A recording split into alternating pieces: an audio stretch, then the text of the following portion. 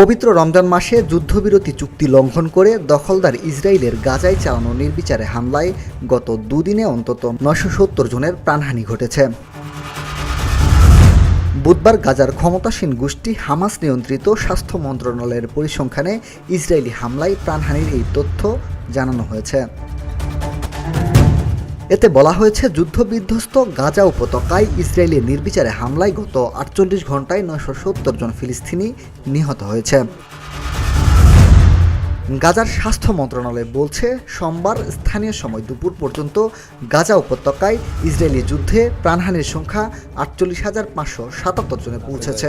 এরপর বুধবার দুপুরের দিকে ওই সংখ্যা বেড়ে ৩৯,৫৪৭ জনে দাঁড়িয়েছে।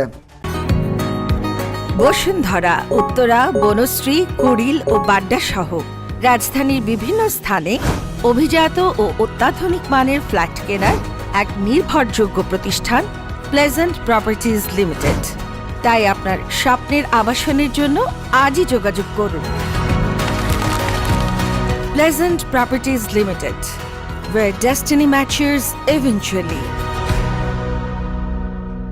যুদ্ধবিরতির চুক্তি শর্ত লঙ্ঘন করে সোমবার রাত থেকে গাজা উপত্যকায় নির্বিচারে হামলা শুরু করেছে ইসরায়েলি বাহিনী।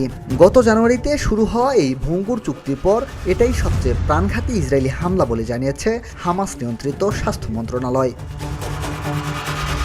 এদিকে গাজায় নিযুক্ত জাতিসংঘের একটি ভবনে বুধবার ইসরায়েলি সামরিক বাহিনী হামলা চালিয়েছে। এই হামলায় সেখানে সংস্থাটির অন্তত একজন বিদেশি কর্মী নিহত ও ৫ জন গুরুতর আহত হয়েছে।